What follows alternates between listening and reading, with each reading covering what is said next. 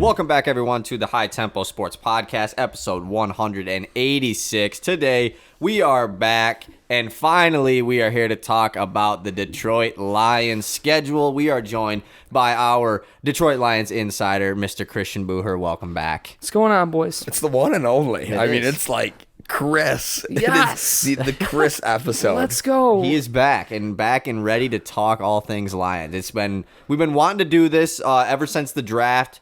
And then obviously the schedule dropped last week, so we figured like this would be the perfect time to do so. We're still grieving over the horrible incident that happened to the Detroit Pistons the other night.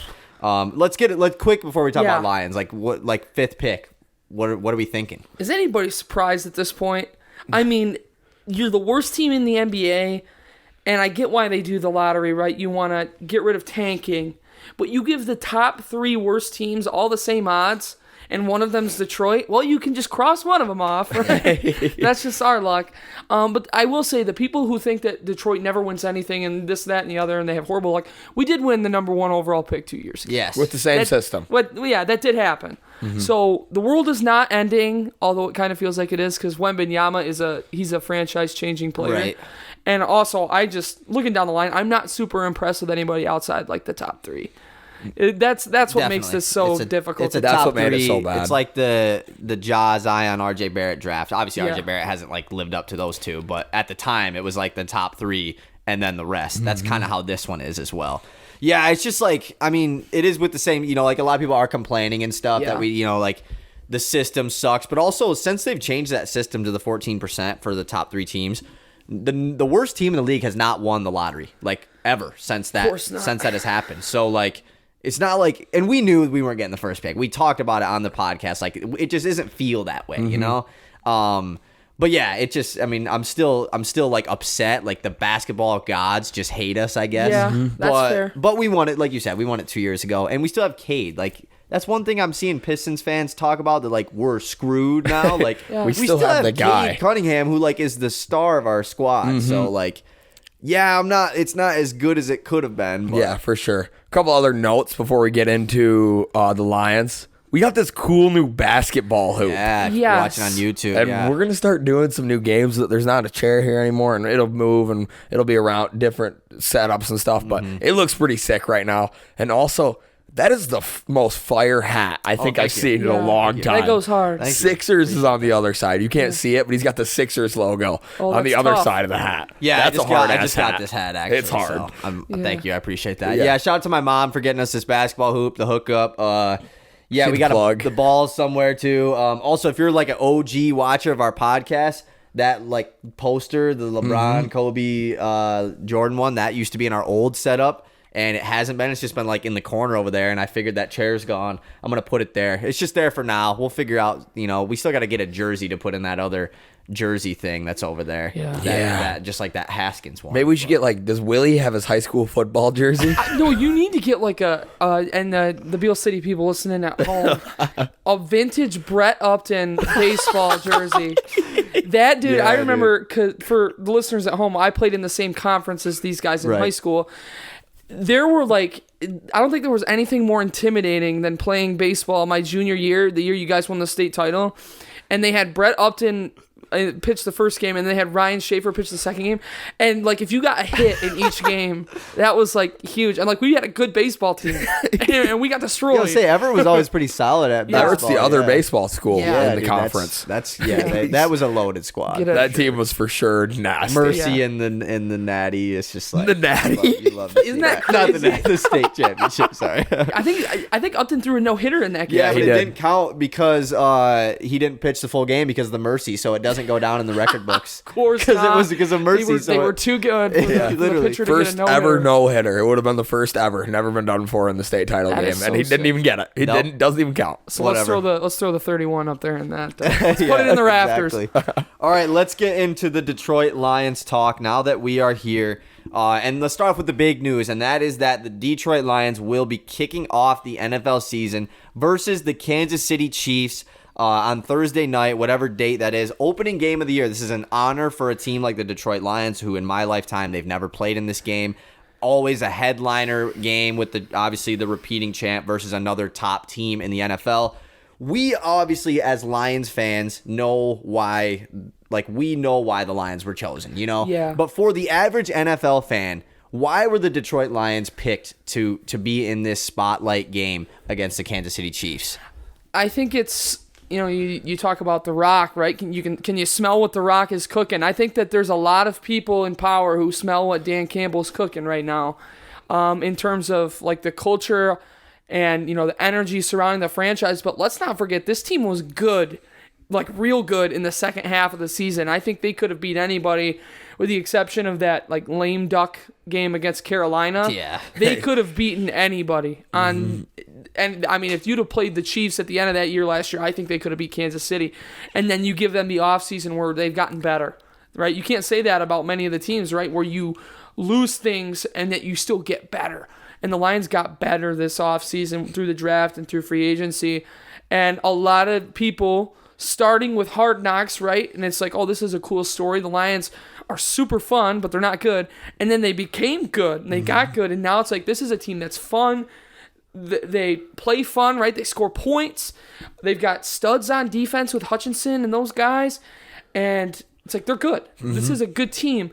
And I get, we had a conference call with the people who put the schedule together at the NFL, and they talked about weighing the options. And, obviously KC's got Philly on the schedule and Cincinnati and Buffalo. But those games are going to be good down the stretch. For sure, You don't want to just burn the Super Bowl rematch right away. You don't want to play a game that could be an AFC championship game, like a rematch later on. You don't want to play that early in the year. So it's like, okay, what's a team maybe on the NFC side where KC can go and have an awesome game and a really exciting game that a lot of people are going to be interested in? And that's Detroit. That's Detroit. Should be a high-scoring game. Oh, yeah. I think the stories, too, of, like, what we've seen with Jared Goff in recent, he went from being this quarterback that basically was sold for nothing, given for nothing. Now he's like he's back to the great NFL quarterback he once was. I think that's an awesome story to highlight on that first game of the year. Look at this QB who was given away for nothing, and now he's got a career again, and he's the face of the Lions right now. I cannot wait for this game. I think it will be so much fun to see the Lions play on opening. I mean, it's just never happened before in my lifetime. When was it? Has it happened before? I mean, I would assume like maybe in the early 90s, like maybe. But like probably not. So. Yeah, like probably not. Like I would doubt you're right, because I did actually ask my dad this. I was like when did has this ever happened? Like, you been a Lions fan? He was like, no. Like, this is like crazy that this is actually happening. So yeah, just to think about it, like a year ago, 0 primetime games on the initial schedule. Yep. And now we kick off the season. We have 4 primetime games. I mean, just a huge turnaround for this Lions team. I saw a debate going on, because a lot of people that aren't like, I've seen the Detroit media are saying how this is like a joke from the NFL to put a team that missed the playoffs in that. But then you got the guys that actually know what they're talking about, like my guy Louis Riddick. He always is talking up about the Lions. Mina Kimes is like the biggest Detroit Lions fan ever. But I saw something that this person said, I can't believe the NFL gave Andy Reid a whole offseason to prepare for the Detroit Lions. And the top comment under that was, I can't believe the NFL gave Ben Johnson a whole offseason to prepare for Kansas City. Like, he's cooking. Good luck. Yeah, exactly. And the first game, the stuff that we are going to pull out, the trick plays, it's going to be incredible. We're going to, and like Jahmyr Gibbs opening game, I cannot wait. It is going to be awesome. Go ahead. Talking about Gibbs, I did, one of my more recent articles was just like a film study. I sat down, I watched the Texas A&M, or maybe it was Arkansas, when he ran for like 200 yards. That dude, listen, everybody's going to talk about how fast Jahmyr Gibbs is. He runs hard. He's built very similar to DeAndre Swift, but this dude will take a hit. He will drop his shoulder. He will spin. This dude's going north and south. Let me just put it that way. That's awesome. And he's got great eyes. He's got really good feet. And he's a receiver too. This isn't just a dude you can throw a screen pass to. No, he runs arrow routes. He'll run out routes. This dude, good luck to the linebackers that have to cover this dude. He is a bona fide stud. And, everybody thought it was crazy when we took him at 12. But, you hear kind of the rumblings that maybe they would have took him at 6 even. you look at him on tape and you go, okay, that makes sense. He's going to be dynamic. Yeah, I'm definitely ready to just hop right into this draft talk because we obviously haven't talked to you since the NFL draft.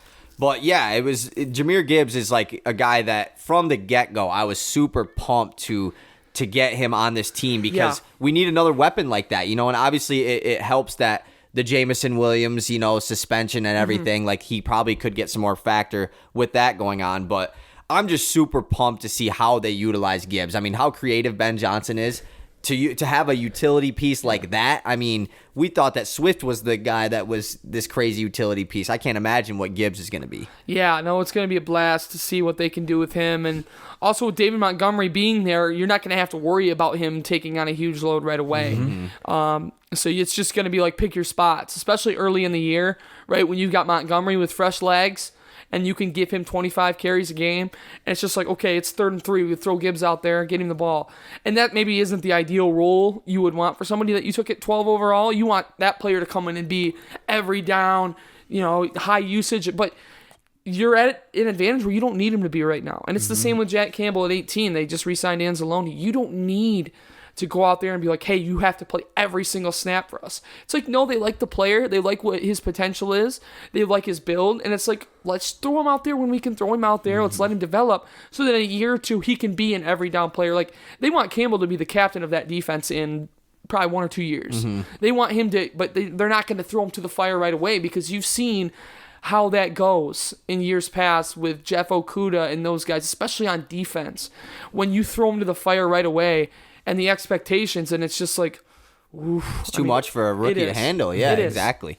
I wanted to ask you about Jack Campbell, because obviously the pick at 18. I mean, the whole controversial draft spot where we pick the guys at, that's old news. I think everyone's kind of thrown that in the past because we know the Lions just got the guys that they wanted. That we don't need to talk about that. But I saw actually recently, I don't know how confirmed this is, but that the Tampa Bay Buccaneers were going to select Jack Campbell at 19 if we took Kalijah Kancey at 18, who they selected at 19. So I thought that was pretty interesting, but for all the Twitter GMs that were saying we overvalued Jack Campbell, Listen, I love a good mock draft as much as the next person, but at the end of the day, the only people who have any sort of semblance of a clue are the people that are running their war rooms. Like Jahmyr Gibbs probably was going somewhere close to where the Lions are picking him. Because it's not like you sit there and go, okay, we have to think about positional value for this pick. And it's like, no, you get your guy when you can get him. And I thought that you could get Gibbs in the 2nd round, right? Because obviously Bijan, but then everybody's making this big fuss about positional value. But from the sounds of it, him and Campbell would have been gone close to when the Lions picked. It's like, if you got a chance to go get your guy, you go get him. And, I mean, obviously time will tell how it turns out, but I like it. I personally like both picks. I think it's a big thing for the players, too. We saw last year with Jameson Williams, when the Lions traded up for me, what that meant to him. Yeah, he talked about how much, they believe in me, and I'm sitting here with a torn, my knee is busted up. I can't even run right now, and they still trade up they believe me that much. It's the same thing when you take these guys early, and no, you were our guy. We wanted you. Sure. We weren't going anywhere else. We wanted you. That just gives these players a whole different level of confidence. You weren't stuck taking somebody. No, we went out. We didn't care if it's a reach. We wanted you. We're taking you. I think that is so reassuring from a player's perspective, and coming into the organization, just knowing that you were that loved and that and they wanted you that badly. I really do like that. Yeah, I wanted to ask you about, because obviously I'm going to get into this with other positions as well, because we have a lot of depth at other positions, but specifically with the linebackers adding Jack Campbell. What does this mean for a guy like Malcolm Rodriguez or Derek Barnes, where, we re-signed Alex Anzalone, who's a captain. As much as fans may not want him out there, he's going to be out there. Yeah. So what do you think the usage looks like with those 4 guys, but mainly specifically for a guy like Malcolm Rodriguez, a fan favorite? I think Rodriguez is okay. I think that he, obviously in an ideal situation, he probably wouldn't have played as much as he had to last year. Right. I think that the team in the position they were in defensively and at that position especially, they needed him to go out there and be a starter because he was the best player at the position that they had. They've gotten better at that position this offseason with adding Jack Campbell, but he's not going anywhere. I would say that this is more telling about Derek Barnes than it is for Rodriguez. I think Rodriguez, in this situation, he's going to be able to grow a little bit more. They're not going to have to throw him to the fire. You saw it last year. He was a good tackler, but he was pretty undisciplined in coverage. He struggled in coverage, and there were just aspects of his game, like his footwork, where you just needed, ideally, you'd like to him spend a little more time on the bench, and get it cleaned up, and go rep it in practice, go through it in practice. Right. And now maybe he gets a little bit more of that cushion, but maybe also this offseason, again, we haven't seen much out of him. Maybe he went and got it right, and maybe he's going to be a stud. I think that competition brings out the best in everybody, but I think he's better off right now than Barnes is. I think Barnes is in danger of becoming like a special teamer. Really? And, I mean, he's a 2021 pick, so you're a year out from your rookie deal. Yeah. Like, this is, I mean, you got to put up or shut up at this point, so it's a tough spot for Derek Barnes for sure. Yeah, I'm excited to see how, and we'll get into this when we talk about one of our next rookies in Brian Branch, about how they utilize these nickel type of guys, in this defense with these linebackers as well. But before we do that, let's hop into the next rookie that we drafted with our first pick of the second round. The guy that I've been hearing the most buzz about in these rookie mini camps. Yeah. I know Colton Pouncey talked a lot about how he looks like the best guy on the field for the Lions, and that's tight end Sam Laporta out of Iowa. What are we thinking about Sam Laporta so far through these mini camps? You can look at his numbers and you can just kind of be like mediocre, right? But this dude played in an offense that was struggling last year. To say the least. I think, you could say that, yeah. I don't have the exact number memorized, but I think as a team, they had 7 passing touchdowns last year. He caught one of them. They were a joke last year. They were, playing in Iowa last year was bad. That was really bad, and maybe they found it with Caden McNamara, but that was just not a really ideal setting for a player like him who is athletic and can do so many things after the catch. He's a good route runner. He's very fluid. He moves well. And it just wasn't an ideal spot, right? But because that Iowa pedigree of tight ends, he didn't go anywhere, right? It wasn't just about the production because his school has made a reputation with Kittle and Hawkinson and Noah Fant and those kind of guys that it's more about, this is just the latest line, right? Same tight end coach, like these guys get it done. There's certain schools or certain with their positions where you can look at a position coach or you can look at a head coach and be like, this guy's defensive backs get it done every time. There's never been a miss with this guy at the tight ends. And I think that's what you've got. And I think Laporta's going to be an impact player right away. Brock Wright's a good blocker, but he's not super polished as a receiver. He did have the one big catch and run against New York, which is awesome. And that was awesome for him. Like, I pray that Brock Wright is a Lion forever so we can talk about that moment 10 years from now. Right, yeah. But I think Laporta is pretty soon going to become very dynamic. On the other hand, the Lions proved in the second half of the year after they traded Hawkinson, they didn't need a tight end to go out and be a 700, 800-yard guy.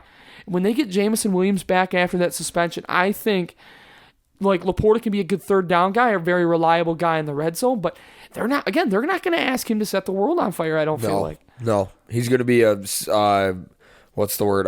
Like a program player. Like he's going to do what's asked of him. Yeah. And not a whole lot more. Yep.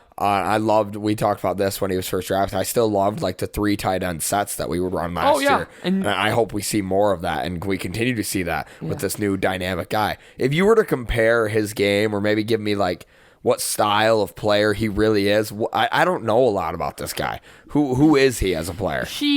Using the Iowa comparison, I would say he's closer. You could call me crazy, but I would say he's probably closer to Kittle than Hawkinson. I think he's faster than Hawkinson. I think he's more athletic than Hawkinson. Fast, yeah. Maybe he's not as good of and also Hawkinson wasn't a great run blocker. No. I think he's more dynamic. Now, this is going off potential. Day one right away, he's not George Kittle. Yeah. Right? But I'm saying that's the kind of impact he can have. It's a dude that can make plays after the catch. It's a dude that can fly.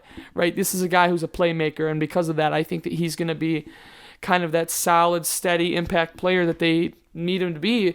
But at the same time, you're looking, once Williams gets back, you're looking at an offense with a lot of weapons. So don't be surprised if his usage rate isn't super high. Mm-hmm. Were you surprised by this pick by any means? Not saying that you don't want him here, but just was it surprising at all? Yeah, I would say, I had Michael Mayer higher. Mm-hmm. and he's sitting right there. What the following pick? Yeah, I also thought we could have went Brian Branch with this pick. Yeah. I thought that's where we were going because I loved Brian Branch. We can get into that, but yeah, I would say I was pretty surprised. Yeah, I was just like kind of puzzled. I was like, Iowa tight end again. But also an underrated aspect of this that nobody's really talking about is Dan Campbell played tight end in the NFL. This guy knows his tight ends. Very true. This is a guy who, if he looks down at tight end class and he just goes, that's my guy, you got no choice but to trust him. This is a dude that did it at the highest level for like 11 years. And then coached tight ends in New Orleans. Like, this guy gets it. Mm-hmm. So I'm gonna stick with DC on this one and just trust his judgment until I'm proven otherwise. Especially with most people having Michael Mayer or Dalton Kincaid as their tight end one, with Mayer on the board there, and they chose a different tight end. You know, like, because I knew a lot of Lions fans were like, at least when I was watching it, a lot of people were like, oh, the Lions might take Michael Mayer here. Yeah, there was no talks about Laporta, but obviously it seemed to be his guy. Going into the next pick, this was the first pick where Lions fans kind of started to like relax a little bit, and they were like, "Oh, maybe Brad Holmes, like who let him cook?" You know, like now he's good. About time. After the first three were questionable picks at the time, but obviously now like we're all in love with them. Brian Branch in the second round, they trade back up a little bit to snag him, a guy who everyone is excited about how they're going to use him. Let's get into it. Yeah, he is dynamic and he is versatile.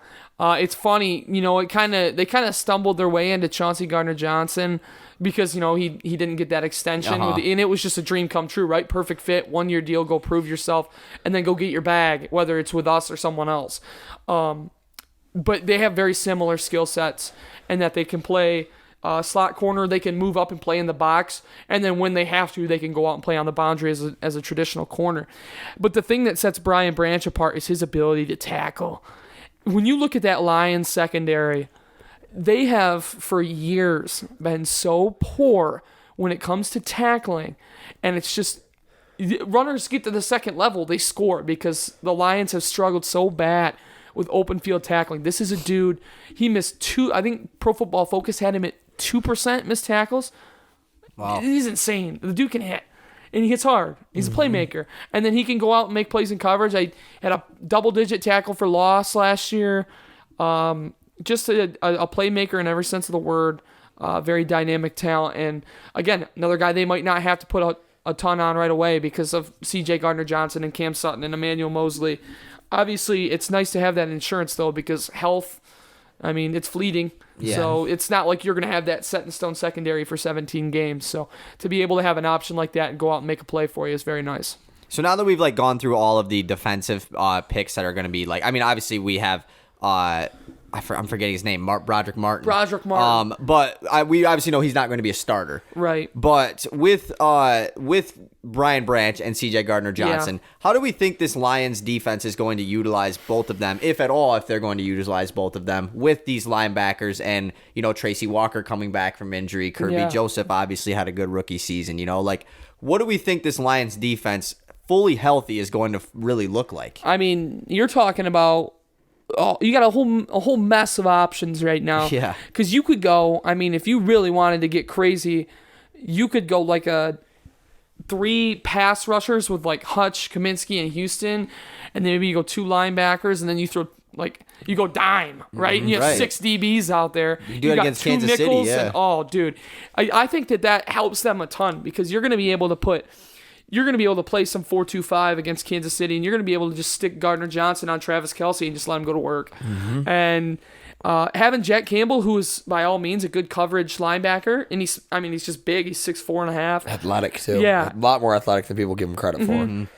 Like this defense is so much more improved and so much more apt to go against these really good passers that I think that this offseason has been a win-win for Brad Holmes because, man, they had a couple of target areas that everybody was concerned about. And it was like, what are we going to do at corner? What are we going to do at corner? And he's like, I'll do you one better. I'll get you 2 starting caliber corners, and I'll get you hybrid corner safety. And let's not forget about Kirby Joseph or Tracy Walker either. Those guys are studs. Now, I do have a little bit of concern about how they're going to do that when Walker is fully healthy, and you have to essentially play one of them as like the strong safety.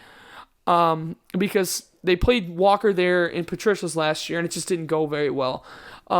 So it'll be interesting to see how they go about that. But you've got 3 ball hawks and Walker, Joseph, Gardner Johnson on the back half. And then you've got Sutton, who's a dog, and Mosley, where if he can stay healthy, he's another one he had a really good start last year before he got hurt. So, I mean, that unit's really come together well. I love the way that you mentioned the Brian Branch is when fans started to turn around their ideas. Right. Because the whole time I was like, man, it just feels like we're going way out of order. We were thinking that we might take a corner at 18. Yeah. We were thinking, oh, yeah, this is where we get our, was it Christian Gonzalez was still on the board? Yeah. At 18, right? He went at 17. But okay. I thought 12. Yeah, I immediately 12. thought 12 too. Yeah. Yes. And it was like, well, we're not getting the positions we need. We're taking them all out of order. And then all of a sudden we get through the entire draft and it's like, oh, we got everything we needed. Yeah. Like, we needed a DB. We needed to figure out our running back room.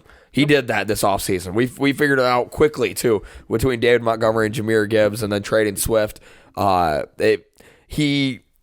had every point hit by the end of the draft, and it didn't feel like we were going to do that through the first 2 picks. I feel like we were going the total wrong way, and then all of a sudden it all worked out at the end and Brian Branch was the nail in the coffin, basically, because it was this highly touted corner, and we got him in the second round. It was the one guy where we took him after people thought he would be drafted. A lot of people thought he was going to be a first-round pick. But I will pose this question to you guys as far as the draft goes. Brad Holmes took, what did the final tally end up being? 9 guys. And it was 9 guys that really didn't, with the exception of Branch and maybe Laporta and Hendon Hooker, all guys that nobody thought was going anywhere near where they were picked. Antoine Green, the receiver, had a UDFA grade. I think Kobe Sorsdahl had a UDFA grade as well. What does that mean? What's a undrafted free agent grade? Gotcha. So everybody thought they weren't going to be undrafted. picked. Yep. Doesn't that just kind of make you feel a little bit better? These guys who have been evaluating talent for so long are getting these guys who nobody else has, nobody else thinks is any good. And we're drafting them in the 5th round. Broderick Martin in the 3rd round. Broderick Martin was another guy who was like a 6th to 7th round pick in most people's eyes. Kind of makes you feel almost better. Yeah. This dude is crazy on the surface, but at the same time, like, if this is the only guy that's thinking of this, like, I'm glad he's on my team. Exactly. Yeah, and I love seeing like how Brad Holmes in his press conference said like we don't care about the mock drafts. Yeah, like we're not like I see the mock drafts, but I'm not like studying them and saying, "Oh, well, since this guy from the Athletic had them mocked here, I can't, like." So I love how he doesn't care about that. And like I could see some people thinking that the opposite way and thinking, "Oh, well, I don't want the guy who's just taking these random dudes." But I obviously agree with the way that you are saying, whereas we are getting these guys that the 29 other GMs maybe didn't have on their board.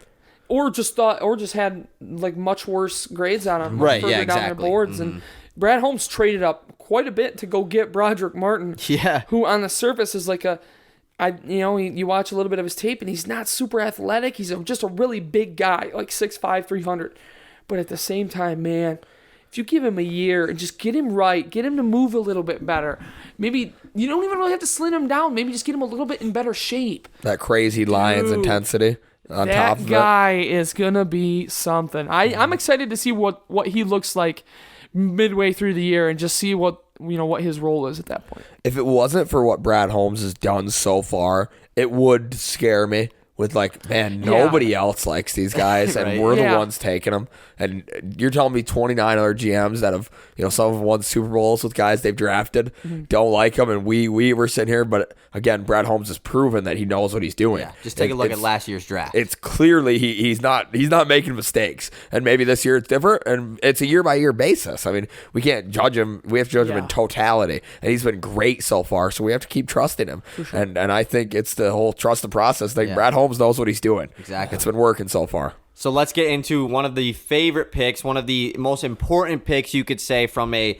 positional standpoint, and that was the Lions trading back up once again to select Hendon Hooker in the 3rd round, quarterback out of Tennessee. This was a guy that was in some mock drafts projected to go in the late 1st round. Most of them had him going in the early 2nd, but definitely the consensus 5th QB in this draft. So what do we think about Hendon Hooker and potentially a timeline for him at some point? Well, I think the big bargaining chip with him to go in the 1st round would have been the 5th-year option that all 1st-round picks get. And getting that extra year is super valuable, especially with a quarterback, especially with an injured quarterback. But I think once he got out of the 1st round and a lot of teams aren't really in the market. A lot of teams that hadn't taken a quarterback weren't really in the market for a quarterback right away. And so with the fifth-year option no longer in play, it kind of enables that start to slide, right? And I think Tennessee took Levis, the second pick of the second round. But other than that, it's just kind of like all these teams are addressing other needs. And they probably got to a point in their war room where they were like, we really like this guy. And another interesting point from Brad Holmes' press conference that night, and he said the same kind of thing about Gibbs the night before. He watched Hendon Hooker play in person. And I think that's so important, especially at a premium position like quarterback. You're watching him. There's no camera angles. There's no cutting, right? So you can see him for 2 seconds at a time, and they switch angles and this and that. No, you're locked in. You're watching this guy play. And whatever he did, he impressed him. And I think that the evaluation with him is that this is going to be a year where he just gets his knee right. You get it all figured out. You don't have to ask too much of him. And then after that, next year, he can start to kind of contend and maybe, I don't know if starting job next year is in the works. He may need another year. Right. But 2 years from now, you could be looking at the starting quarterback of the Detroit Lions. And to your point about like going to the games personally, it's more than just going to watch them play football. Correct. It's because Brad Holmes and Dan Campbell always talk about they want football guys. They want guys that are leaders, captains, that are team morale guys. For sure. It's about them going to the sideline and how they react after a bad play. It's about how they cheer on their kicker who just hit a 50-yard field goal. Yep. It's more than just about the football plays. And I think that, like you said, plays a huge role in the personal watching of the games being there. Absolutely. I think you're 100% correct on that. And I think, like with Gibbs, too, it was all about how you're interacting with your teammates when you're not on the field. Are you going to fit our culture? Things like that. And I think that both of those guys check those boxes. And then, it was kind of similar with Broderick Martin. I think they watched him play at the Shrine Bowl, the East-West Shrine Bowl, and it was another thing where it's like just a really impressive human being in addition to what he can do on the football field. Yeah, that's so big in the culture that Detroit has built. It's just a ton of guys who love being there every day, who want to show up every day and work. It's a huge deal. Super exciting. So with this rookie minicamp going on, and then also obviously you are a writer as well. Is there anything that you've been writing lately that you want to plug about this rookie minicamp, or just like what things that have been pointed out throughout the offseason or anything? So the one open media day that they had that was open to the media, Easton and I were in Brighton. It was Saturday for AAU. Oh, damn. Yeah, so, obviously I can't really make the drive to Detroit from Mount Pleasant where I'm living right now. It's kind of difficult. But I'm always plugged in with like the press conferences and things like that. But my boss, John Macroon at alllions.com, he was there, and him and I's conversations and what he was able to kind of get out of that and what he wrote was Laporta was awesome. And like obviously Hendon Hooker didn't go, Jahmyr Gibbs didn't go, Brian Branch didn't go, so it was kind of like limited. Right. A lot of undrafted free agent and tryout guys. But Laporta was lighting it up, and so was Jack Campbell. And it's just like those are two dudes that are going to be dogs. Yeah. And I know that we're all pretty excited about what that might look like come week one. So, it's a fun part of the offseason because there's not a ton going on. But, you get the storylines from the Twitter accounts, like the Dove Klymans and those guys. Oh, yeah. And like so-and-so, I think it was Anthony Richardson, cleaned up the banquet hall or something after a dinner.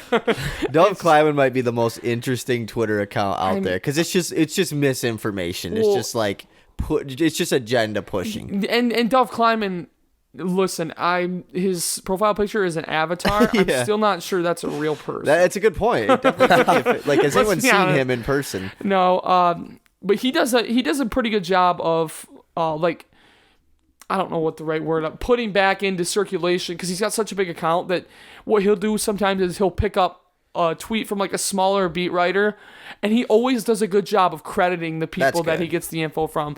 So shout out to Dove Klyman if you're out there. So what are we at on this podcast right now? Only like 35 minutes. Okay, let's do something that I wanted to do, and we will probably do right before the season, and that is a full Lions schedule prediction going through each game. I think this is perfect because there's 3 of us, so whoever takes the advantage, whether we think win or loss there, that's what we're going with as a group here. So I like that. Let's get into it. Week 1 at the Kansas City Chiefs to kick off the season. Will the Detroit Lions show the world what it is, show them the business, and beat the Kansas City Chiefs? I think probably not. Do I think we can still show the world what we are? Hell yeah. Let's lose a close game at least. Let's come out and I don't want to come out and just lay down. I want to come out and fight. Every single play, make it interesting, hitting hard, coming downhill. For sure. But I do think, thinking logically, I think it is still a loss. Yeah. And that's the sad part is that I'm so sick of Detroit teams playing close and getting the reputation of being the fighter. And all they gave it their all. They always lose. I hate it. And we're going to be on live TV. At the same time, this is, this strikes me as 38-37. We score a touchdown. We go for 2. It's a triple reverse, flea flicker. Pass to Sewell and he drops it. I think we lose. I think it's close, but I think we lose. Yeah, and I think it's just safe to give this one an L because obviously I feel like we're gonna have a little bit of bias here and have with a crazy record. So, but like Dan Campbell said, he said that if we lose this game, it's like, oh, they never deserve to be here. Like this team sucks, same old Lions. But if we win, it's like, oh, you just beat the Super Bowl champions. Super Bowl. You have to win every game now, or else it was a fraudulent. You're so underperforming. He said it's gonna be a lot of players tuning that talk out and preparing for that up to this game. Week 2, we have the home opener versus the Seattle Seahawks. A tough first 2 games here for the Detroit Lions. And a potential revenge game against the Seahawks last year, which was a very entertaining, high-scoring game that we lost to the Seahawks. Yeah, the get back is real, and this is the get back game. We need to get them back for beating us last year. So I've got to win here. I do too. I don't think we start off 0-2. I think that Seattle had a really good offseason as well. But I think the difference in these two teams right now is the home field advantage. Yeah. And people can say what they want, but at the end of the day, with all the anticipation, all the buzz, if they go out and give Kansas City a fight, this game might be sold out already, but if they go out and they play toe for toe with Kansas City, dude, the roof on Ford Field might explode. Literally. Go right to the moon. That's going to be an awesome atmosphere early on in the year, and then if they're winning, it's going to be throughout the season just awesome. Mm-hmm. It's going to be so awesome, I think, this year. Yeah, for Lions sure going with the dub. Lions home field advantage this year is going to go crazy with the anticipation, how excited everybody is. We've talked about it before. This is the most buzz the Lions have maybe ever gotten. That's what I've heard from all the old. I was going to say, I'm 21, and it's never been anywhere near that. My boy Dan, I work with him. He's a former Navy vet. So shout out to that. He said he's like I'm nervous. We've never gotten this buzz before in my whole life, and he might just have lost some memory, but that says a lot. This is a Lions. I don't think fan. he lost memory. I think he's. I think the just in our lifetime. When have the Lions been favored to win the division? Never. Never. There was years where Stafford years they're going to be a good team. Yes, but it was never like they're going to win the division. Yeah. Obviously Aaron Rodgers had a lot to do with that, but. This has never been how it is now, where you got them being ranked as the 3rd best team in the NFC. It's whoa. I'm getting giddy. Do I like this? I really don't know if I like this. That's how Dan feels. Exactly. All right, 1-1 to start the year. Week 3, the Jeff Okudah revenge game as the Atlanta Falcons come to Detroit. Will Jeff Okudah get booed? Yes. You think so? You think? Unfortunately, I think so. I think so too, yeah. But will we win this game? Yeah. Hell yes. Yeah. This is and they stole Bijan Robinson from us, who I really, really wanted on draft night. I think Gibbs will be utilized better. I think the Lions wanted. I think they got the guy they wanted. Yes, if we're being honest, because they could have just stuck and picked Bijan at 6. Yeah. And I do agree with that. Yeah. And I think versatility is the big thing with Ben Johnson. He wants guys who can do a lot. Yeah. He doesn't want one-trick ponies. Right. I think that's one of the reasons we saw Jamal kind of leave this offseason. I think he didn't offer enough for Ben Johnson to be dynamic. I think that's why Gibbs is so awesome for the Lions. Yeah, it's gonna be sweet. Yeah, and this is hopefully it's a battle between Bijan and Jameer. Whoever has the better game, they'll have the better career. Yep, for sure. That's exactly what determines it. That's the only thing that matters. Exactly. All right, so we're 2-1 heading into week 4, where we play our second Thursday night game in 4 games as we travel to Lambeau Field to take on Jordan Love and the Green Bay Packers. First of all, the Green Bay Packers have 4 primetime games this season. What? Horseshit. Why? Yeah. I think the Packers still have a good defense for sure. But just from a media content standpoint, Like, who is on this team is going to be like the star, like Yeah. that they people talk are about? watching. Jordan They've Love, lost Christian a Watson. ton. Yeah. They've lost a ton. All the receivers that felt like followed Aaron Rodgers to New York, and that was probably the most puzzling thing for me, was just how in the public eye they are. exactly. I get that it's like maybe a demand thing. The Packers do have a very passionate fan base, but at the end of the day, it just doesn't make a whole lot of sense. I don't think they'll be terrible. No. I think they'll be competitive. This is a dark horse trap game for the Lions. For sure. Especially if you start 2-1 or even 3-0. Going to Lambeau on short rest is going to be tough. yeah. I think that they're fortunate that they go to Lambeau early in the year when Jordan Love still might be figuring it out. I would probably lean closer to a win on this game. Yeah, me too. And it'll still be warmer out too. Yeah. It's not- That's a we're not huge- dealing That with is a cold. big deal. I wrote that down. Literally, I have notes from some of these games. Week 14 at Chicago is the only cold game that they will play That is this huge. year.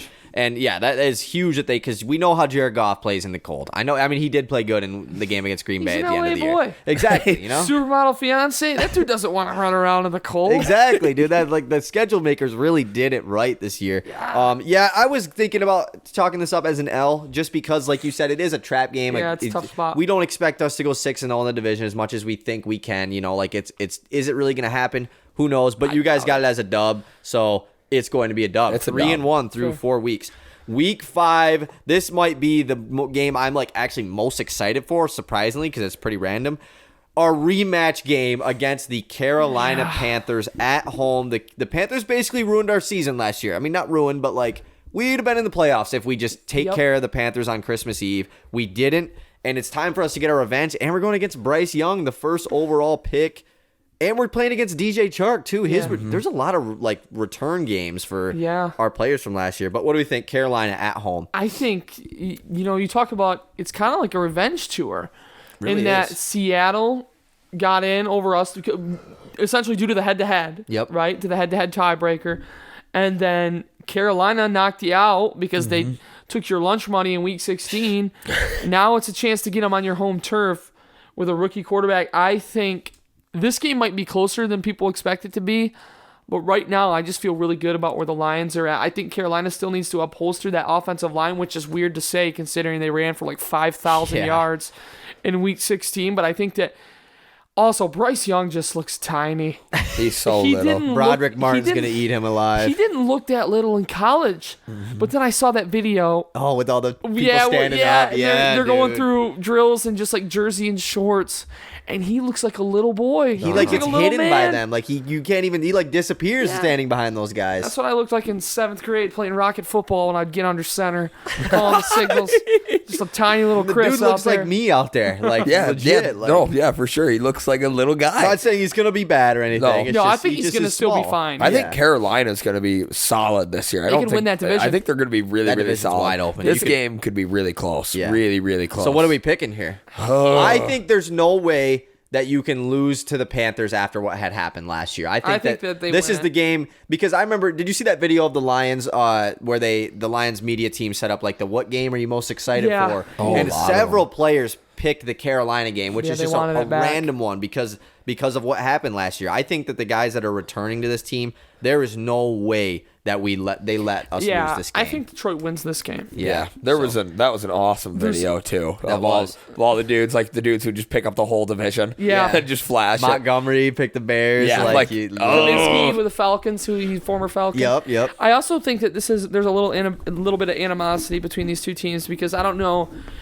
if you guys have seen the findings from the NFLPA, but there's been with field surfaces and playing surfaces and safety has become a huge thing, and what's the NFLPA president J.C. Tretter released findings from like a season-long study, and the field at Bank of America Stadium, I believe that's what it's called, in Carolina, was deemed like unsafe to play on when the Lions played there in I Week actually 16. remember seeing that, They were yeah. like, they should have either postponed the game or at least moved back the start, because I think they said that it finally reached like what they would consider to be playable like midway through the second quarter.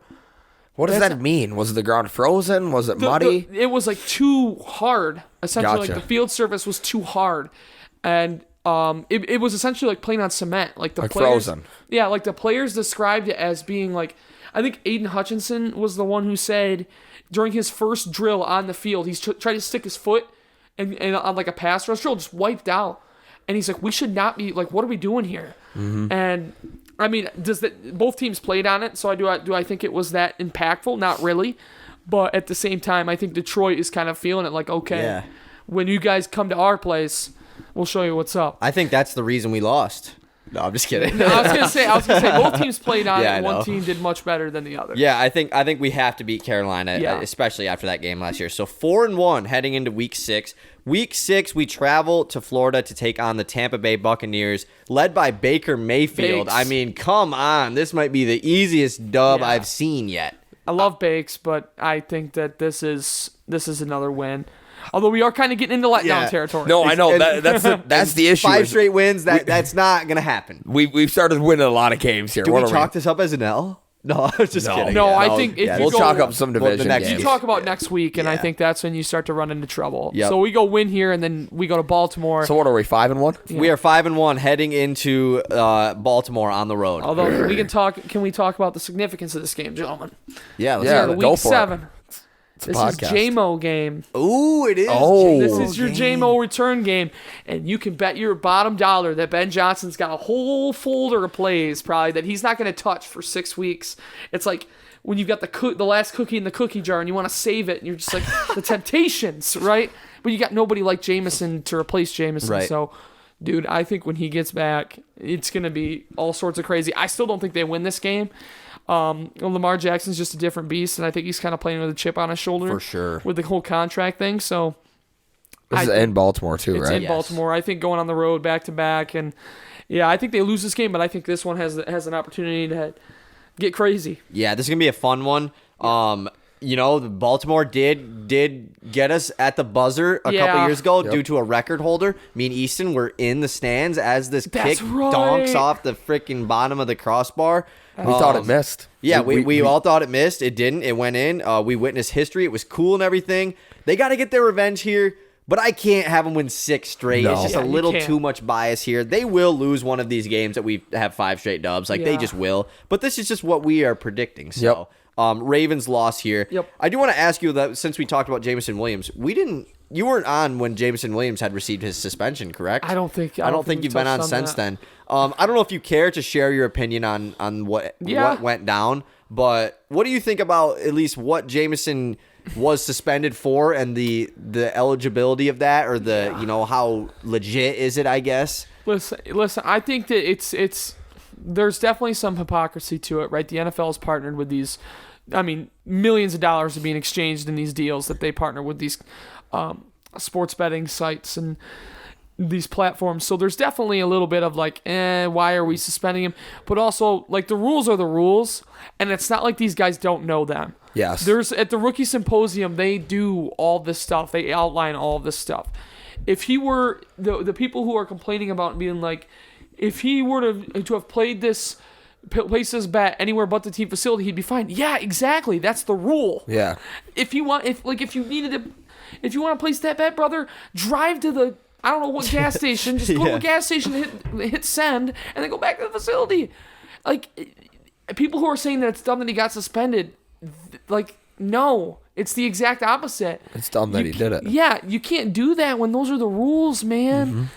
And gosh. And at first I was concerned because I was there's probably big money being exchanged, because how else would he have gotten caught? But it sounds like the NFL has partnered with all these sports gambling sites, and they have the list of the players. And so if this player makes an account, it gets flagged.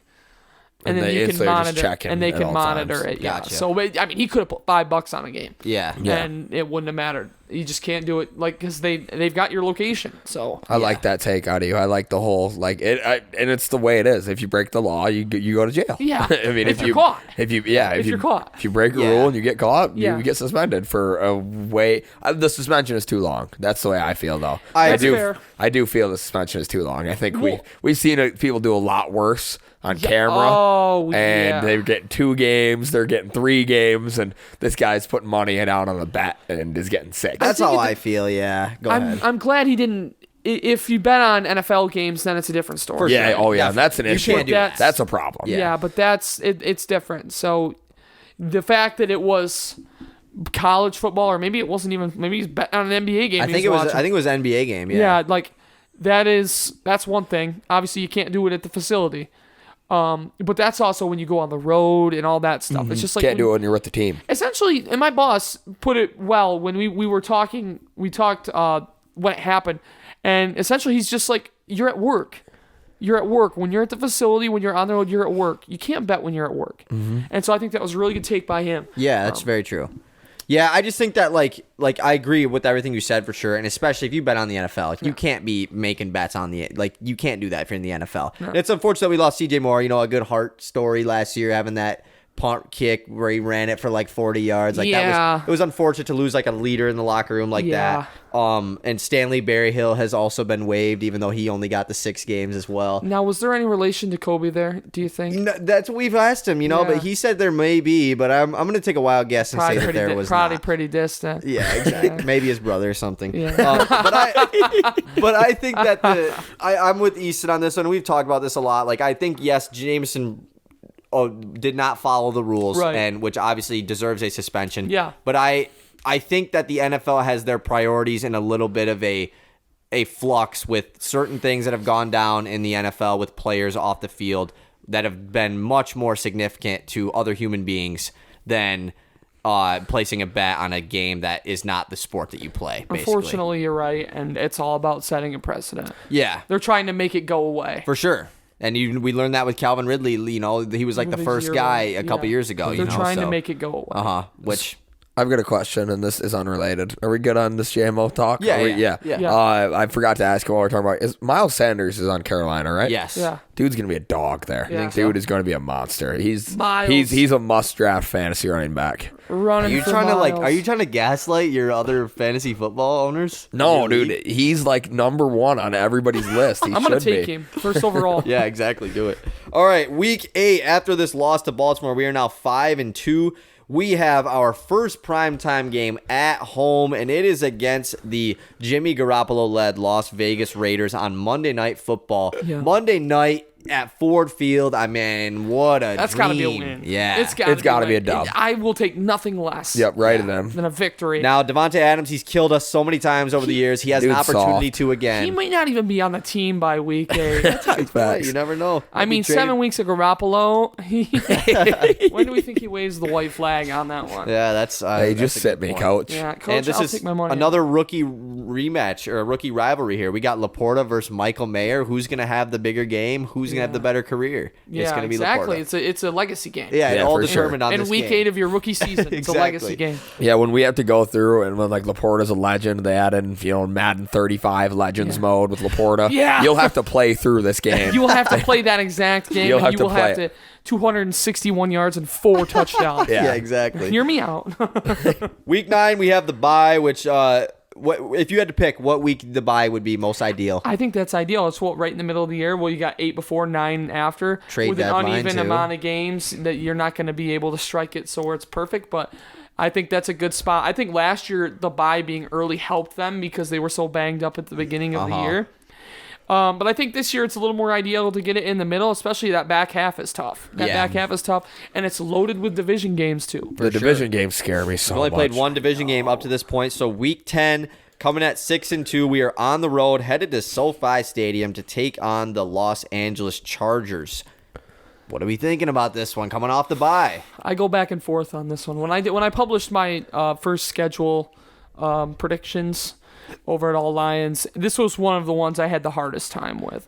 Because when Justin Herbert is on, he's awesome, but when he is not locked in, terrible. It's bad. And you saw that in the playoffs because for a half they were rolling. Right, yeah. And then they took and I think coaching's a part of that too. Mm-hmm. Oh, man, I don't know about... I think... What are we right now? We got 2 losses. We're 6-2 currently. I'm comfortable calling this one a win. I am. And I kind of lean with you on that one. If this wasn't coming off the bye, I think I would be willing to chalk this up as an L. But I think coming off the bye, we're gonna be ready. I think we're gonna be ready. I think it's gonna. It's kind of the attitude of the Lions. We stay ready at all times. We wake up ready. And maybe this is the year that the Chargers just like fall off. I'm kind of hopeful. Yeah, like they've just been like for the last like 3 years. It's been like this is the year the Chargers like take that leap, and they just haven't. No, you're right. And eventually, you're not going to be on that standard anymore. Yeah. You're right. So I say we chalk it up as a dub. I think that's fair. Let's do it. 7-2 for the Detroit Lions. This is where it starts to get nerve-wracking. For sure.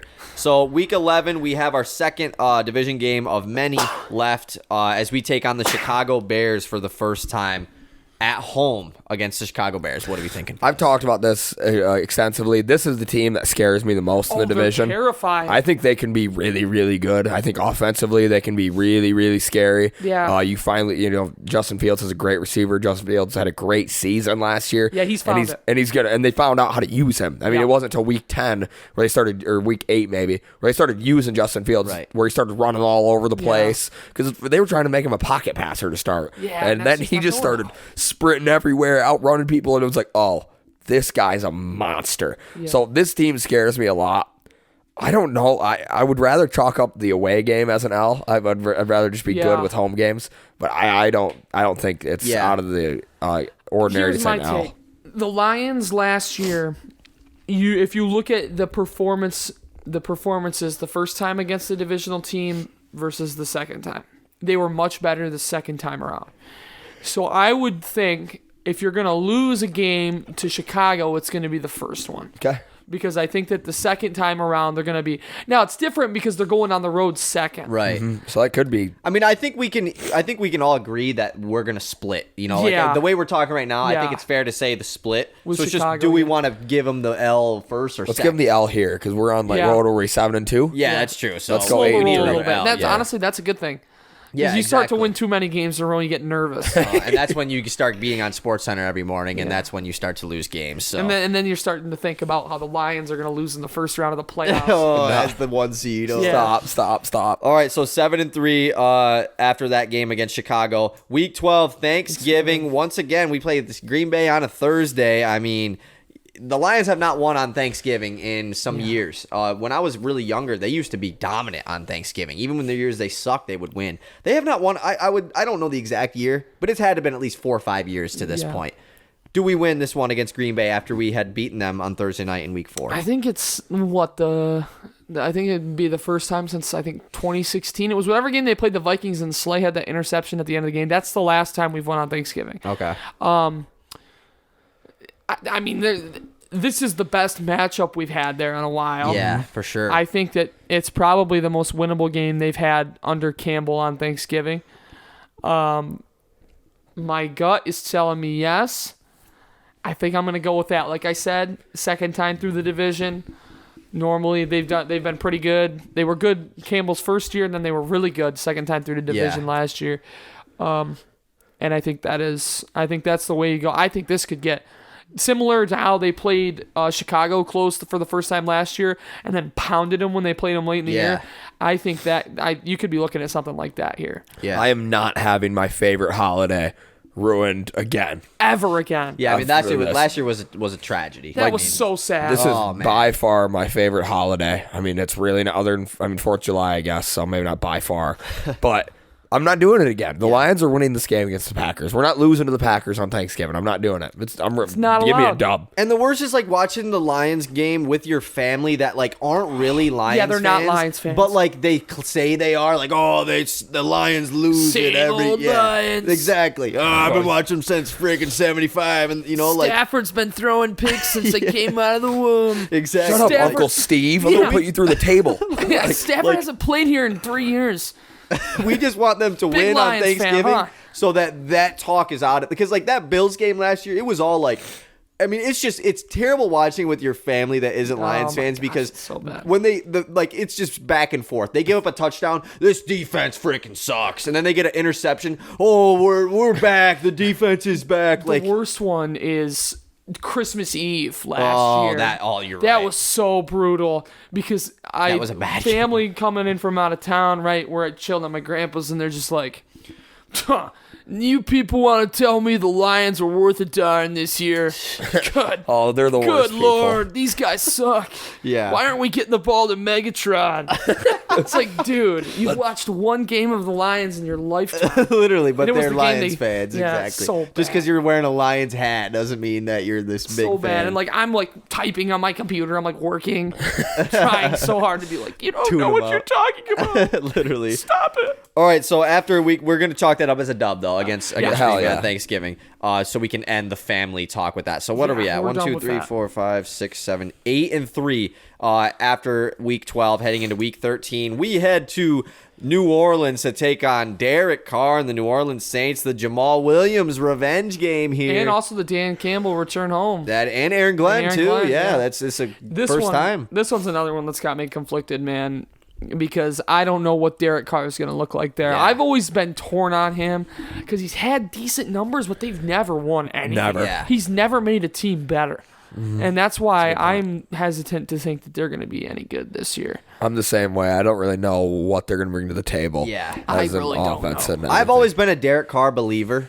I just always fair. have been, and I've always thought that it's the team around him that hasn't been phenomenal. I'm not saying that this New Orleans team is better than any of his Las Vegas or Oakland teams that he's been a part of. This one's just tough though because like it's gonna hurt. This one's gonna hurt if we lose, Yeah. especially with the way Jamal left and made it seem like he didn't want to be, or like we didn't want him to didn't come want him. back. And so if we lose this one, it's gonna sting. But coming off the dub on Thanksgiving, I mean I could Long see week. Emotional I could see us letdown. losing this game, man. Like Unfortunately, I could too. Yeah, they always say after a rivalry game, you should expect to play the first few quarters terribly in your next game because you just can't get your emotions as high again. Yeah. You know what you felt the last game. Your emotions just can't reach that peak like they did. It's a long week. Like Long you week. get the long break. I think if you were to play this game on the Sunday following Thanksgiving, I think that they would be ready to play. But going to the Superdome now, I will say it is fortunate that they get the Superdome in the early afternoon slot, the 1 o'clock slot, Right. And of course that could get flexed, but I think I think that's the ideal situation. However, I think that's a tough place to win. Yeah. Again, I'm not a super big Derek Carr fan, but I would be okay with penciling this one. I'm penciling it as yeah, an L. I'm down with that as well. So I just said 8 and 3, right? Yep, 8 and 4 now It's at falling this apart. point. It's we're We're the season's ships. over. Season's over. We're the ships. We've lost 2 out of the last 3. It's over. Same old Lions. Well, in What's week Campbell's 14, bio?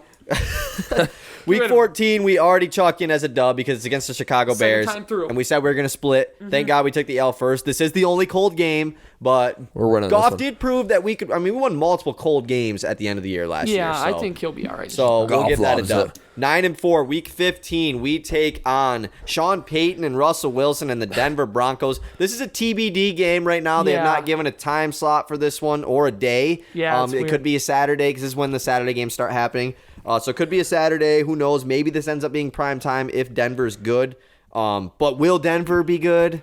That's just what I don't know. I I have don't no either. clue going into this year. They can't be worse, What to right? expect? I hope not. God, I hope there's not. no way. If they are worse, there are some real questions. But I don't want to lose to Mr. Unlimited. I can't lose to the him. danger witch. Yeah. Oh, dude, And Dangerous actually Spare pretty me. solid. Wait, did you really have that? I've had it. It's, oh, actually, it's solid. It has 4 meats on it. Yeah. 4 meats on Yeah, it. dude, Four like meats that's on it's a it. solid sandwich. I'm comfortable. I want to chalk this one in as a dub just For because of my hatred think- for Russ. I think it's going to be a fun game, though, because, I mean, you guys know it. Dan Campbell was a mentee of Sean Yes. Payton. Yeah. They worked together right at the hip with each other for 5 years in New Orleans. So, Master versus the Padawan. Especially after Signing with losing the the game Padawan. against New Orleans, like you gotta win this one. Yeah. So and it's at home as well, so Yep. we're taking that dub. Week 16, we finally play the Minnesota Vikings for the first time. Our favorite team to play. I love playing the Vikings because they're our little brothers. They suck. Week 16 at Minnesota. We taking the dub in this one or not? It's tough playing them this late for the first Again, time. This is another Would it not be situation. cold or are they indoors? They're in a They're dome. indoors. In a They have a dome. very But nice you stadium know what's as well. scary is that place has been like a house of horrors for Dan Campbell.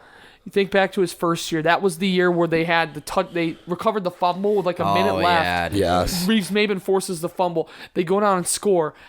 They instead of playing for the tie, they went for 2 and they got it. And then Minnesota went down and kicked the field goal to win the game. And then last year Greg they blew the Joseph. 10 point. What was it, like a 10-point lead going into Yeah. the fourth? And they blew it. Yep. This place has just been a place that's tough for Campbell to win.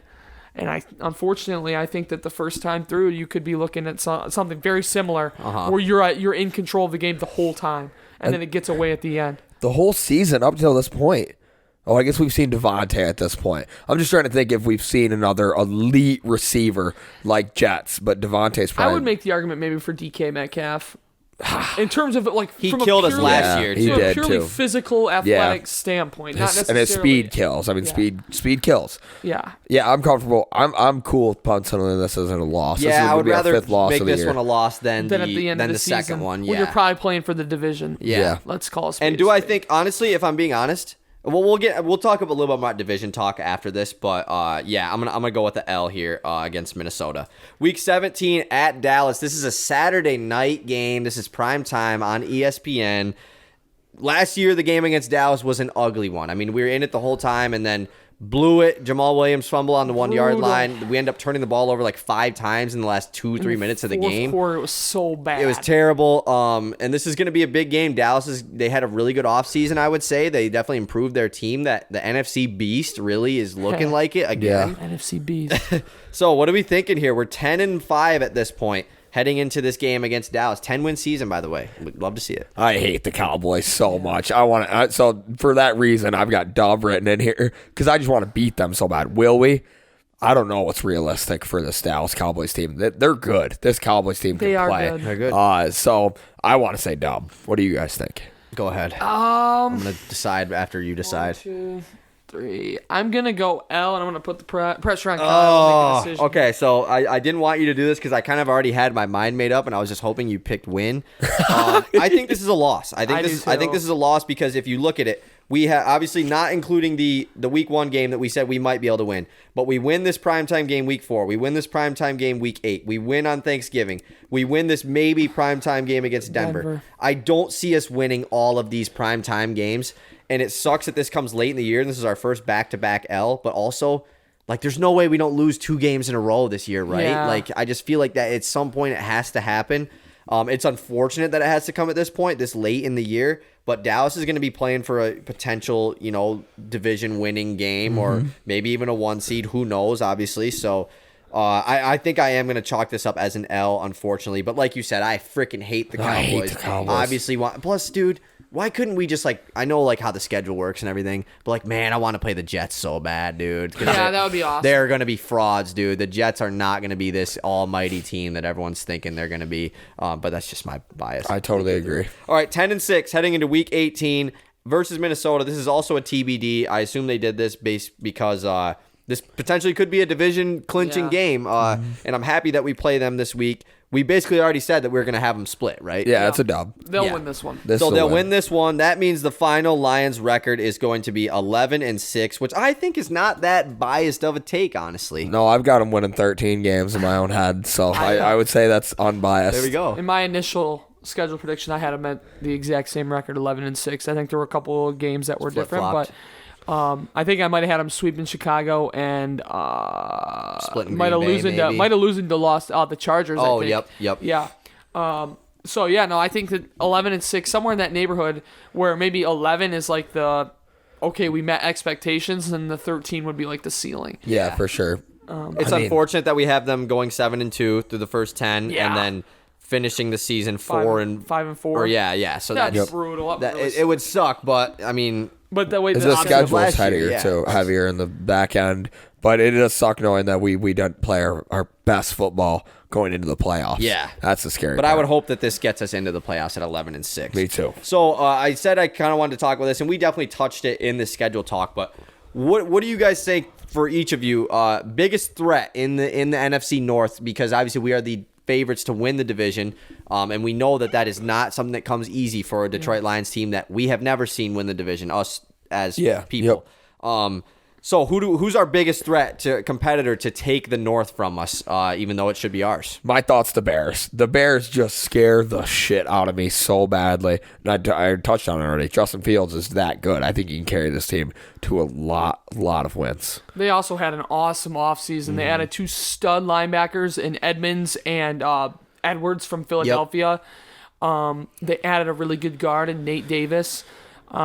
Just they got better all over the field. I think the one exception might be running backs. Yeah. But They got Donta Foreman, though. DJ Moore out there. Yep. He is a stud.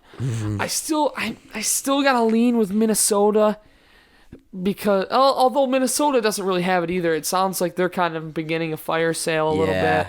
Just traded away Zadarius. Yep. So I think that is. I would say Chicago is definitely a dark horse for the division, and of course, it would be the Bears the year that we finally get together. Because like we spent after so they much just time, were the worst team in the league, so much time worrying about Green Bay. This past year was Minnesota, and it's like now it's us, and then it's just like all of a sudden Chicago is good again. That'd be so terrible. That would suck. The thing that I think would only be more frustrating is actually the scenario that I have. I still think the Green Bay Packers are the biggest threat to us in the NFC North. I know this is like That's more fair. of my sleeper pick. Yeah. Obviously, this isn't what I actually think maybe. But I just think that the Packers still on paper have a top 3 NFC defense, I would probably say. And I don't see a world where Jordan Love comes in and just sucks. It's not like he's some rookie quarterback. Like he's been in the league for a couple years sitting behind one of the best quarterbacks of all time. I don't like to say that, but like he is. And I just think that if the Packers are willing, and I know Aaron Rodgers had, there was drama there, but Aaron Rodgers willingly said he would come back to Green Bay before all this stuff went down. If the Packers were willing to move on and go with Jordan Love, they have to be confident in his ability to be the next franchise quarterback. And there's a world where he just is good, and this team is still good. So I'm going to say the Packers, but definitely it's up in the air because the Vikings, they should be good, but I see like the Vikings don't really scare me, honestly. No. Like at least playing against us. You're right. But Chicago is as well. They scare me as well. But I think Green Bay is kind of a sleeper one. Yeah, the world where Green Bay is still good after the departure of Aaron Rodgers is the world I don't want to be in. Yeah. I don't want to be a part of that world. Oh my God, dude! That would be so hell. Imagine they literally do the Brett Favre thing again. Like Jordan Love is just like an absolute dub. It like easily could happen. That's the worst what they're part. trying to do. Yeah. Like that's why they did this. They were like, hold on. Last time we had a legendary all-time quarterback, we drafted a QB before he was gone, let him sit for a couple of years, and that guy was Aaron Rodgers. Let's do it again. Yeah. Well, shit. This isn't looking good for us. Suck. That would be quite unfortunate. Okay, last thing I want to ask you is there any changes that you think could be made to this roster? Like significant, obviously people are going to be cut and stuff like that, but any significant changes that you think could be made to this roster prior to training camps, like potentially in trade or something? Well, I think the fun one would be if we went out and got Quinnen Williams. That's who I wrote I think down. that would be so much fun. Yeah. I don't think it'll happen. He wants a lot of money. Yeah. The Lions haven't really shown that they want. I think the biggest contract they've handed out since Holmes took over was the $11 million a year to Cam Sutton. Maybe, but at the same time, I think they're more concerned about getting guys like St. Brown and them locked up. Yeah, very in true. the future. For sure. So Got to keep some cap room there. you want to keep your guys around, and I think that's the case of what they're going to do. So I don't think there'll be a huge splash. Then again, I thought the Lions were done in free agency after the first couple days, and then on a Sunday night at like 9:00, they signed C.J. Gardner-Johnson. Yeah. Yeah, I mean, it would be fun to see him go out and get somebody, but I think you might see him maybe add a receiver. Just another guy that you can have in the room, especially for the first 6-ish weeks. You think Teddy Bridgewater might still be in the talks? I think that's in play for sure. Especially with Hendon Hooker's knee, where if they find out that his knee isn't ready to go and won't be for a while, you can stash him on IR, and then you can let a couple of people battle it out for backup. I think that Adrian Martinez is. I saw that the they brought him UDFA. He is in a perfect position right now because the guy they drafted isn't going to be healthy. Probably going to start the year on IR, and then Nate Sudfeld is your competition to be the backup quarterback. Like that is the dream. Mm-hmm. That is the dream for him, and especially since the Lions were in favor of designating an emergency quarterback. They were one of the teams that offered that proposal at the owners meeting. Didn't get through, but it just kind of shows that they want to have 3 quarterbacks. They want to have a third guy as an option. So yeah, I mean, there's definitely a chance that he's at least stashed on the practice squad. But Bridgewater, I mean, was in New Orleans with Campbell for a little while. I think that would be I think it'd be a good fit He'd be a sweet backup for I mean, another he'd be for a sweet. 1 year Yeah. deal. Yeah. Dude, I think that'd be. And we sick. talked about this. Every place over since he has become a backup, he has played as the backup. Yeah. Like he has the quarterback above him has gotten hurt. Not saying like Goff's gonna bad get luck, hurt, yeah. But like it's not like he just goes and sits and we don't really know if he's still good. Like he plays games. Yeah, is he great? No, but he gets the job done. He's not Yeah. gonna blow you a game or anything. And that's all you're looking for in a backup. Especially in a Lions system that emphasizes not Yeah. the quarterback doesn't have any pressure in the Lions system. All you have to do is get the ball to Amon-Ra, Jameer, and whoever else that the play is designed for. That's all you got to do is deliver it on point and on target. They'll be open. So I think he's got to. Have they ability to announced do the that. Hard Knocks for this year? I don't think they have. Dude, why not just run it back? They had to have They great should. ratings, right? They should. They should do the in-season one with the Yeah. Lions. 'cause, Oh, dude, that'd be who way watched better. the Cardinals in season? Nobody one? watched the Nobody Cardinals. watched Well, they that, sucked. dude. They were They did terrible. suck. And Kyler was hurt the whole year, and they had to listen to Cliff Kingsbury. I mean, like, there's no Cliff. way that had Uncle good ratings. Cliff. Okay, last thing is non-football related. Nuggets Lakers game 2 is tonight, 1-0. Nuggets are up, and then after that we'll do a Heat. Okay, good. Celtics. Okay, good. We'll talk Heat. What are we thinking for tonight's game, and maybe for the rest of the series? I really like the adjustment that LA made at the end of game 1 in the fourth Sweet. quarter. It was a sweet when adjustment. Rui Hachimura guarded Jokic and they just let Anthony Davis float in the paint. It turned the whole game on its head. So I'm interested to see how both teams come out in this one, whether it be Denver making an adjustment offensively or LA not risking and try to come up with something else, knowing that Denver's probably preparing for that. So I'm excited to see what that chess match looks like. If I had to make a pick, I think I would go LA. LeBron, not going to be denied until he gets to the finals and loses to the Heat. What? Who said that? Oh, really? Yeah, I got the Lakers in this game as well. They lost the first game of both their first 2 series and then won the second one in good fashion. I don't know if it'll be as dominant, but I agree. Yeah. That defensive adjustment at the end was To do it in the game So was cool. crazy, So you know, cool. especially with Anthony Davis as, you know, Yep. like as much as Jokic obviously was giving him the business in 1v1, it was like to have the guts to say, hey, Anthony Davis, one of the best defensive bigs, we're going to have you not guard the best offensive player in the league right now. Yep. And it awesome. worked, you know, it was a great play. I'm going with the Lakers here too, just strictly because the Lakers had no business being in that game in game 1. I mean, the Nuggets were hitting every single shot. They were hitting, I mean, Horseshit lucky shots. too. I mean, it's as much as they were skilled shots. I mean, they were lucky shots. Those shots don't go in most of the time. Yeah. And they had an answer for everything. Austin Reeves had an answer. Anthony Davis had an answer. Obviously, LeBron as well. So I think that the Lakers win tonight for sure. But I hope it's as exciting of a game as it was in game 1 because that was phenomenal. That was a blast. But let's pick the winner of the series though. Like based off. I mean, mainly you. We've done this. Yeah, you know, it's the we've Lakers. picked. It'll be We LA, both picked Denver, unfortunately. didn't we? I picked the Lakers. I think I picked Denver. I picked the Lakers. But last round I picked the Lakers Heat in the finals, so I'm totally going against. Yeah. I'm on my King James shit. Who you Like, picking though? LA. I think LA. the Lakers are not going to be denied. LeBron ain't lost in the LeBron! conference finals since like 2009, I think, was the only time he ever has. So I just hope That's the GOAT shit. I just hope that LeBron and D'Angelo Russell are friends again. That's all I care about. I saw that they were talking about benching D'Lo. I don't know if they're actually going to. Deloading. Yeah. Can we talk Pistons for a second? Because let's isn't do it it. sad that the Nuggets have Bruce Brown Oh. and KCP playing major minutes And, like, and going playing off. well? I almost tweeted that on Monday. I was almost like, isn't this crazy? See, we actually Did talk you about. just make fun of your own Twitter voice? We talk about Bruce Brown a good amount, and it is my hero. tough because that was Troy Weaver's first trade that he ever made, and it was for Dazan Musa and a second round pick from 2025 or something. And then we waved Musa right Yeah, away. exactly. His initial trade, but Bruce Brown never becomes the player he is in Detroit. Never. That's fair. And you know he was built to be this utility role player on really good teams, and obviously Detroit has not been a really good team. However, I still wish we didn't trade him. Yeah. But like for his standpoint, Yeah. he would never make the amount of money he's going to make and be as successful as he is in Detroit. I don't think. What about so. Chris Middleton?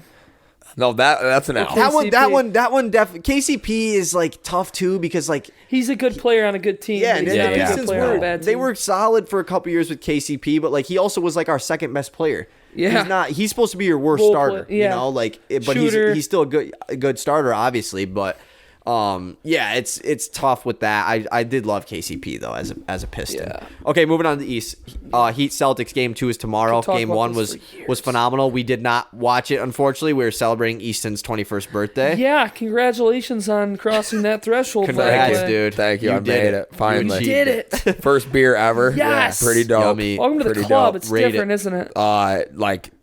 Actually 12 out of 10. No, it's like a 4. It's not even good. Nobody should drink them. No, that's a good point. Yeah. But anyways, yeah, we were at the BCT and they just don't they BCT. don't have ESPN on the BCT, I guess. Nope. So They have the Beale City Athletic Network, and they're watching, watching the track meet. they had the Tigers replay on from earlier in the day, but not the basketball game. But Is it true they put the football games on in there?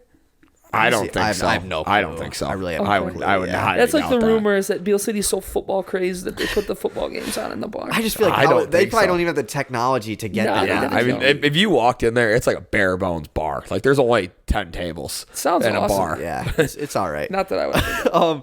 Anyways, though, Heat Celtics game 2. Who we picking, and then who we picking in the series? Miami in 4. Whoa. I'm just kidding. Miami in 6.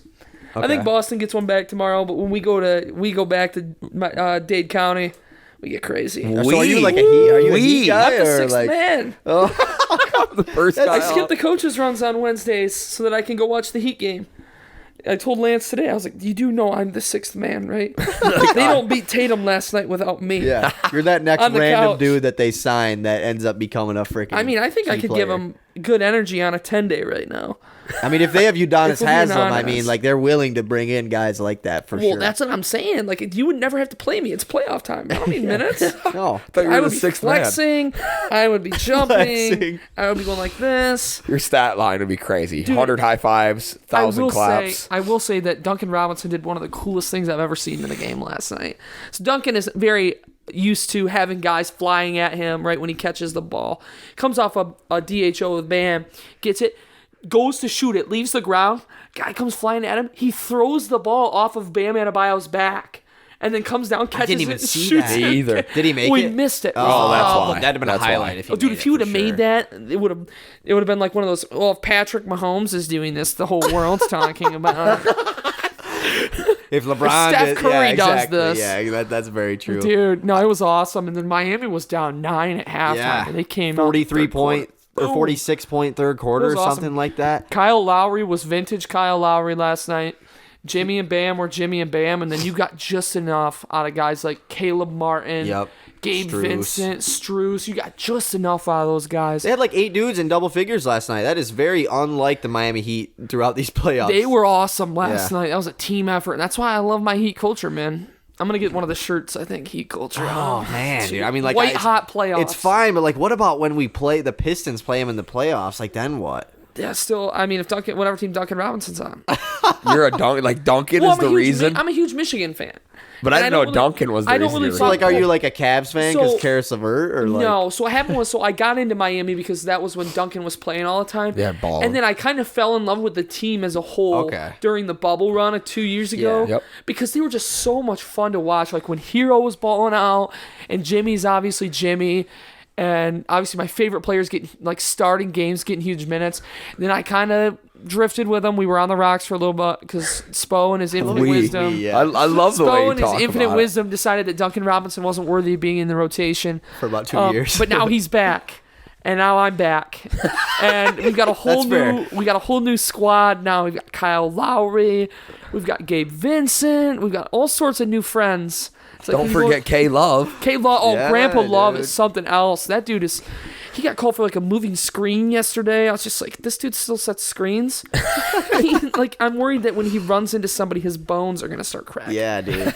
But he can hit shots still. Oh yeah, That he guy can still he's play. He's a dog. Like Skunk said, his He's still- outlet pass. Yeah, he'll still throw that Oh my 50-foot pass down every single time he The gets a outlet rebound, pass. he'll do it, and it will work. It will. It's a bucket. He throws touchdowns. Yeah, Yeah. It's pretty K Love unreal. throws touchdowns. He could be the quarterback for the Atlanta Falcons next year. Yeah, he could. Yeah, speaking of C Love in Michigan, Oh yeah. Ooh, I mean, tough. when you put your university and lock it up like it's Fort Knox when it comes to admissions, you reap what you sow. See, here's my Go question. Wolverines. Because this I is couldn't transfer in there, probably, and I had like a 3.67 GPA. see, my question is, how does Jim Harbaugh do it? Because Michigan be getting these football transfers left really, and though. right. Not I mean, like, really. but a good amount though. This year was their most active year. They really, in the past, they really have. You're right. They're just they get guys that are notable. Yeah. But if you notice, a lot of them are grad transfers. Because very if they're true. grad transfers, then it's different. And these But if Ivy it's- League guys are the only ones that make it Yeah, through in they all basketball. get through. That's we were talking about that. Like all the Michigan fans complain, every year we get some Ivy League guard. Like, yeah, if you can get the in. only dudes you can get. Dude. Like, you can't get- Unfortunately, you're right. Yeah, it's gonna be an interesting year for Michigan basketball Juwan for Howard. sure. But who's or wait, no, we already Yeah. you said Heat and 6. Heat and Heat are 6. winning as well. Me and Easton both picked the Heat when they are plus 500 or whatever to win the series. The Heat are winning. We all know Heat are nice. Heat are winning. Yep, and trust me, I got a Heat T-shirt. I've got a Tyler Hero jersey. Like I'm a Heat. Yeah, I come like on the now. Heat, but I ain't like that. Like I ain't saying we when we're No, talking about. we We's get a little after it. We far. get on the floor. We dive. The people I call love me. it. They call me Mr. 305 back home Ooh. in Miami because I'm just the biggest Heat fan. Nice. All right, Putting on I for think, the 2-3-1. Mr. 305. I think that's good for Yeah. today's episode. Chris, plug your stuff really quickly before we get out of here. Yeah, you can follow me on Twitter at @cbooher_. I post all my work there. And then we have our whole website. You'll find all the articles. If you go to Twitter, you go to @Detroit Podcast. And then the link to the website is in the bio there, as well as you can just scroll down the feed and we've got all of our stuff there. So It'll be right in the bio of the Easton will plug podcast. you in there as well. So, yeah, go check out all of Chris's articles. He's going to be having a lot of information throughout the summer, heading into training camp about the Lions. So, if you want to keep up, that is your perfect guy to do so. Thank and obviously, listen to our podcast as well because we'll be talking about some of the same stuff. So, yeah. And then when Miami goes to the finals, you can have me on as the For sure. analyst. You're our talk all things JJ Heat, Redick, yeah. Duncan Robinson. But no, I really appreciate you guys having me on as always. This is always a blast. It's always a course. highlight of my week whenever I get to do this. So, of course. thank you, fellas, for this, and thank you to everybody who decides to listen to this. yeah, for of course. sure. Thank you for coming Hopefully, on. we made you laugh. Peace. Peace.